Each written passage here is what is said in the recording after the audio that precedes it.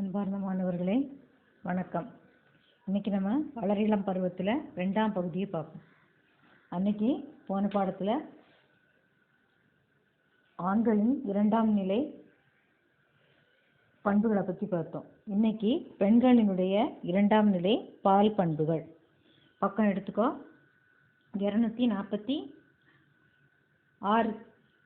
ஆண்களுடைய இருக்கு. அடுத்தது அதில் ஒரே ஒரு உங்களுக்கு தெரியுமா இருக்கு பாரு, அதை மட்டும் பார்த்துக்கோ. பருவமடைதல் நிகழும் போது குரல் வளையின் வளர்ச்சியானது பெண்களை விட ஆண்களில் அதிகமாக உள்ளது. ஆண்களில் வளர்ந்து பெரிதாகி ஆடம்ஸ் ஆப்பிள் அப்படின்னா என்ன அர்த்தம்னா, அந்த படத்தில் காட்டிட்டு பாரு, சிவப்பு கலரில் ஒரு இது மாதிரி இருக்கும். அந்த இதில் அந்த கழுத்து பக்கத்தில் காணப்படக்கூடிய ஒரு இதில் இருக்கும். அந்த இதுதான் என்னது, ஆடம்ஸ் ஆப்பிள் அப்படிங்கிற இது அந்த பக்கத்தில் காணப்படக்கூடியது. அந்த குரல் வளையில் ஆண்களின் வளர்ந்து பெரிதாகி வெளியே திருத்தி கொண்டிருக்கும் குரல் ஒலி பெட்டகமானது ஆடம்ஸ் ஆப்பிள் என அழைக்கப்படுகிறது. அண்டர்லைன் பண்ணி வச்சுக்கோ. இதனால் தான் குரலானது ஆழமாகவும் கரகரப்பாகவும் காணப்படுகிறது. இது முக்கியமாக வளரிளர் பருவத்தில் சுரக்கக்கூடிய சில ஆண் இனப்பெருக்க ஹார்மோன்களால் ஏற்படுகிறது. அந்த ஹார்மோனோட செக்ரேஷன் தான் அதில் மீசம் முளைக்கிறதுன்னு சொன்னால, அதே மாதிரி இதுலேயும் இந்த குரல் வளை இதில் கொஞ்சம் பெருசாயிரும். அதுக்கு தான் ஆடம்ஸ் ஆப்பிள்னு சொல்கிறது. அந்த குரல் ஒலி பெட்டகம் அது கொஞ்சம் பெருசாக ஆயிடுது. அதனால அது அந்த இதன் விளைவாக குறுக்கெலும்புகள் இணைந்துள்ள தசைகள் தளர்ச்சியுற்று தடிமனாகிறது. இந்த தளர்ச்சியுற்ற தடிமனான குரல் வளை பகுதிக்குள்ளே காற்று நுழையும் போது கரகரப்பான ஒலியானது உருவாகுது. உனக்கு புல்லாங்குழலில் அந்த காற்று உள்ளே போகும்போது அதனுடைய ஒலி வரும். அதே மாதிரி இதுலேயும் ஒலி நமக்கு கரகரப்பாக மாறுது. பெண்களில் இந்த குரல் வளை சிறிதாக இருக்கும். அதனால தான் அவங்களுடைய குரது எப்படி இருக்குன்னா மென்மையாக இருக்குது. சுருதி உரத்த சுருதியுடன் காணப்படுகிறது. சரி, அடுத்தது பெண்களில் காணப்படக்கூடிய இனப்பெருக்க 2ஆம் பால் பண்பு. அதை எடுத்துக்கோ. அடுத்த பக்கம் எடுத்துக்கோ. பெண்களில் 2ஆம் நிலை பால் பண்புகள். பருவமடையும் போது பெண்களினுடைய பின்வரும் 2ஆம் பால் பண்புகள் தோன்றுகின்றன. ஒன்று இடுப்பு எலும்பு விரிவடைந்துடும். தோலுக்கு அடியில் உருவாகும் கொழுப்பினாலும் இடுப்பு பகுதியானது அகன்று பறந்து காணப்படுகிறது. அதனால இடுப்பு பகுதி எப்படி இருக்குன்னா விரிஞ்சு காணப்படும். அதுக்கப்புறம் தோலுக்கு அடியில் இந்த கொழுப்பு பொருட்கள் கொழுப்பினாலும் இடுப்பு பகுதி அகன்றும் பறந்தும் காணப்படுகிறது. அடுத்த இடுப்பு பகுதி விரிவடைவதுடன் மார்பகம் வளர்ச்சியுற தொடங்குகிறது. அடுத்த 3வது உரோமம். இடுப்பு மற்றும் மார்பக வளர்ச்சிக்கு பிறகு உரோம வளர்ச்சி ஏற்படுகிறது. அக்குள் பகுதி பிறப்புற வெளிப்பகுதியில் ரோம வளர்ச்சி காணப்படுகிறது. 4வது தோல். ஆண்களுக்கு ஏற்படுவது போல பெண்களுக்கும் தோல் கடினமாகிறது. ஏற்கனவே சொன்ன தோல் பகுதி கடினமாகுதுன்னா வேர்வை சுரப்பி அதிகமாகுதுன்னா வேர்வை அதிகமாக வருது. அந்த மாதிரி இதுலேயும் என்ன செய்யும், தோள்களில் காணப்படும் துளைகள் பெரிதாகிறது. அப்புறம் குரல் உரத்த மற்றும் கீச்சிடும் உரத்த குரலாக இருக்குமே தவிர ஆனால் கீச்சுங்கிற குரல் தான் இருக்கும். குரல் ஒலி மாறுபடுவதில்லை. அதுக்கப்புறம் தசைகள் அதிகப்படியான வளர்ச்சி காரணமாக கைகள், கால்கள் மற்றும் தோள்பட்டை ஆகிய வடிவங்கள் பெறுகின்றன. அடுத்த எண்ணெய் சுரப்பி. இந்த எண்ணெய் சுரப்பி சுரக்கப்படுறதுனால தான் பருக்கள் தோன்றுகின்றன. இதெல்லாம் இருந்து 2ஆம் நிலை பால் பண்புகள். பெண்களில் காணப்படக்கூடிய 2ஆம் நிலை பால் பண்புகள். ஆண்களுக்கு என்னெல்லாம் இருக்குது, பெண்களுக்கு என்னெல்லாம் இருக்குங்கிறத படித்து வச்சுக்கோ. அடுத்தது செயல்பாடு. உனது குரல் மாற்றம் உண்டாகிறதா, உன் முகத்தில் பற்கள் தோன்றுகின்றன, உன் உடலில் சில மாற்றங்கள் உருவாகுதா என்பது உணர்ந்தா அதுல இருந்து என்ன தெரியும் உனக்கு.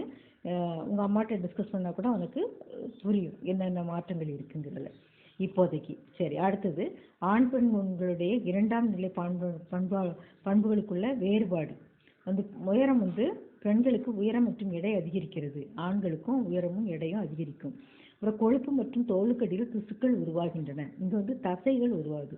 இங்கே திசுக்கள் உருவாகும், இங்கே தசைகள் உருவாகும். இடுப்பு பகுதி விரிவடைகிறது. இங்கே தோள்பட்டை பகுதி விரிவடையும். அவங்களுக்கு இடுப்பு பகுதி பெண்களுக்கு, ஆண்களுக்கு தோள்பட்டை பகுதி விரிவாகுது. அக்குள் மற்றும் பிறப்பு உறுப்புகளின் வெளிப்பக்கத்தில் உரோமம் வளர்கிறது. இங்கே 2 பேருக்குமே அதே மாதிரி அக்குள் பகுதியிலும் பிறப்பு பகுதியிலும் உரோமங்கள் வளரும். அடுத்த குரலானது உரத்த மற்றும் கீச்சிடும் குரலாகவும் இருக்கும். இது குரல் ஒலி பெட்டகத்தின் நீட்சியாலும் குரல் வளை பெரிதாகவும் குரல் ஒலி தடை பெறுகிறது. அதுக்கப்புறம் வளரிளம் பருவத்தில் வேர்வை மற்றும் தோலுக்கு அடியில் காணப்படக்கூடிய எண்ணெய் சுரப்பி அது அதிகரிக்கிறதுனால தான் ஆண்களுக்கும் பெண்களுக்கும் முகத்தில் பருக்கள் தோன்றுகின்றன.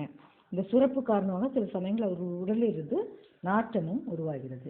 அடுத்தது இனப்பெருக்கத்தில் ஹார்மோன்களின் பங்கு.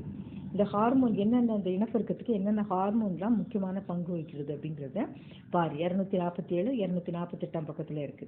இனப்பெருக்கத்தை ஒழுங்குபடுத்தும் முதன்மை ஹார்மோனானது ஆண்ட்ரோஜன், ஈஸ்ட்ரோஜன் மற்றும் ப்ரொஜெஸ்டான். அதை அண்டர்லைன் பண்ணி வச்சுக்க.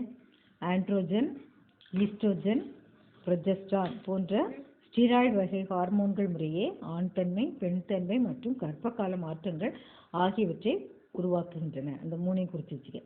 என்னென்ன மாற்றம்னா ஆண் தன்மை, பெண் தன்மை, கர்ப்பகால மாற்றங்கள் ஆகியவற்றை ஏற்படுத்துகிறது. ஆண்கள் மற்றும் பெண்களில் இனப்பெருக்கம் மற்றும் இனப்பெருக்க நடத்தைகளில் முக்கியமாக LH லியூட்டினேசிங் ஹார்மோன் மற்றும் FSH ஃபாலிக்கிள் ஸ்டிமுலேட்டிங் ஹார்மோன் என்ற ஹார்மோன்களால் கட்டுப்படுத்தப்படுகிறது. அது வந்து LH, அதுக்கப்புறம் FSH அப்படின்னா என்னன்னு பார்ப்போம்.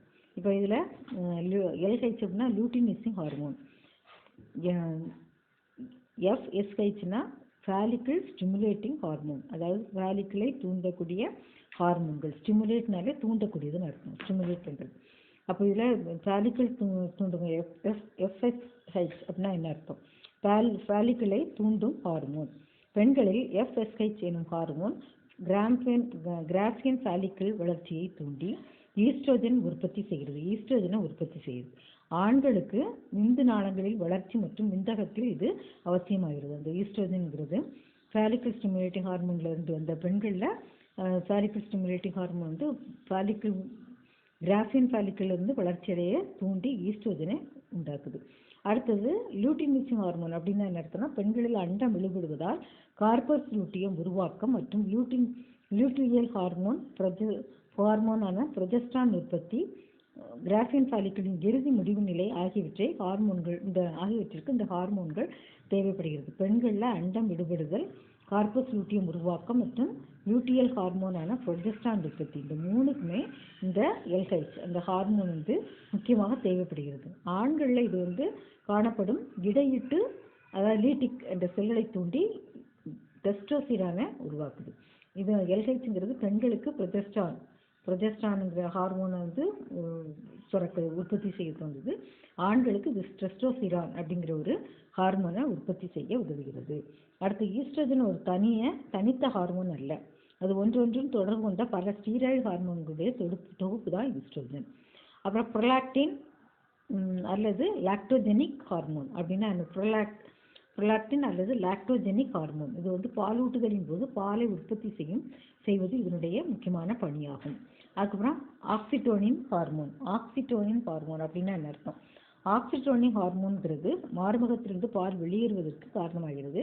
இது மேலும் குழந்தை பருவத்தின் போது தசைகள் சுருங்கி வருவதற்கும் குழந்தை பிறப்பை எளிதாக்கிறது.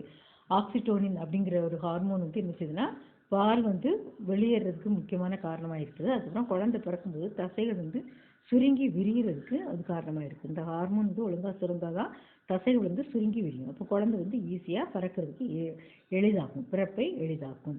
அடுத்து இது வரைக்கும் இன்னைக்கு போதும். ரெண்டாவது இந்த பாடத்தில் 2ஆம் பகுதியை படித்து வச்சுக்கோங்க. இது கொஞ்சம் கஷ்டமான பாடங்களாக இருக்கும். இது நல்லா வாசித்து இதனுடைய பாயிண்ட்களை குறித்து வச்சுக்கோங்க. ஆனால் புரியும் உனக்கு. ஆண்களில் என்ன மாற்றம் ஏற்படுது, பெண்களுக்கு என்ன ஏற்பாடுன்னு இந்த ஹார்மோன் மட்டும் என்ன ஹார்மோன்கிறத கவனமாக கவனித்து புரிச்சு வச்சுக்கணும். சரியா?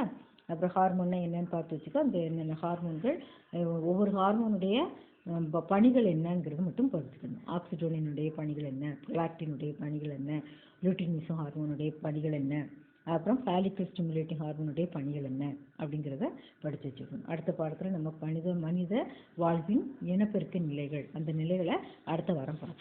நன்றி மாணவர்களே, கவனமாக படிங்க.